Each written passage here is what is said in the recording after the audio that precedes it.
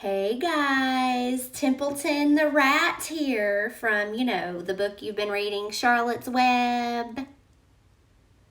Thought I'd stop by to read you a chapter today. You ready? Here we go. We're on chapter 7, and it is titled Bad News. Wilbur liked Charlotte better and better each day. Her campaign against insects seemed sensible and useful. Hardly anybody around the farm had a good word to say for a fly. Flies spent their time pestering others. The cows hated them. The horses detested them. The sheep loathed them. Mr. and Mrs. Zuckerman were always complaining about them and putting up screens. So nobody liked the flies. That's all those big words mean. Wilbur admired the way Charlotte managed. He was particularly glad that she always put her victim to sleep before eating it. It's real thoughtful of you to do that, Charlotte, he said. Yes, she replied in her sweet musical voice. I always give them an anesthetic so they won't feel pain. It's a little service I throw in. As the days went by, Wilbur grew and grew. He ate 3 big meals a day. He spent long hours lying on his side, half asleep, dreaming pleasant dreams. He enjoyed good health and he gained a lot of weight. One afternoon, when Fern was sitting on her stool, the oldest sheep walked into the barn and stopped to pay a call on Wilbur. Hello, she said. Seems to me you're putting on weight. Yes, I am, replied Wilbur. At my age, it's a good idea to keep gaining. Just the shame I don't envy you, said the old sheep. You know why they're fattening you up, don't you? No, said Wilbur.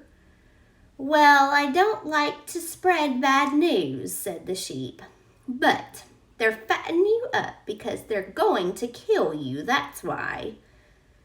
They're going to what? Screamed Wilbur. Fern grew rigid on her stool. Kill you, turn you into smoked bacon and ham, continued the old sheep. Almost all young pigs get murdered by the farmer as soon as the real cold weather sets in. There's a regular conspiracy around here to kill you at Christmas time. Everybody is in on the plot.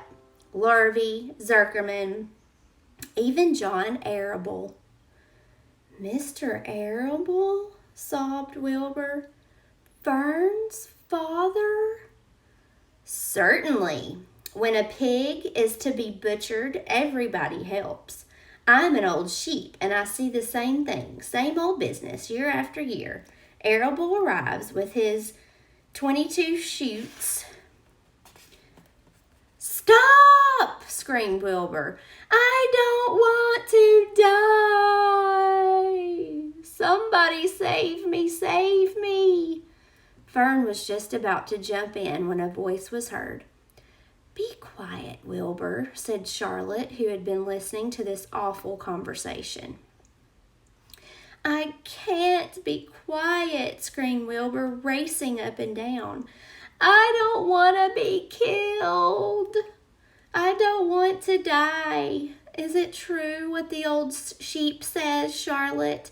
Is it true they are going to kill me when the cold weather comes? Here's Wilbur and the sheep having their conversation.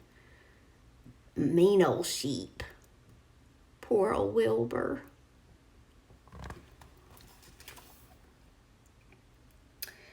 Well, said the spider, plucking thoughtfully at her web, the old sheep has been around the barn a long time. She has seen many a spring pig come and go. If she says they plan to kill you, I'm sure it's true. It's Also the dirtiest trick I've ever heard of. What people don't think of. Wilbur burst into tears. I don't want to die, he moaned. I want to stay alive right here in my comfortable manure pile with all my friends. I want to breathe the beautiful air and lie in the beautiful sun. You're certainly making a beautiful noise, snapped the old sheep. I don't want to die, screamed Wilbur, throwing himself to the ground. You shall not die, said Charlotte briskly. Really? What? Cried Wilbur. Who's going to save me? I am, said Charlotte. How? Asked Wilbur. That remains to be seen, but I'm going to save you, and I want you to quiet down immediately. You're carrying on in a childish way. Stop your crying. I can't stand hysterics.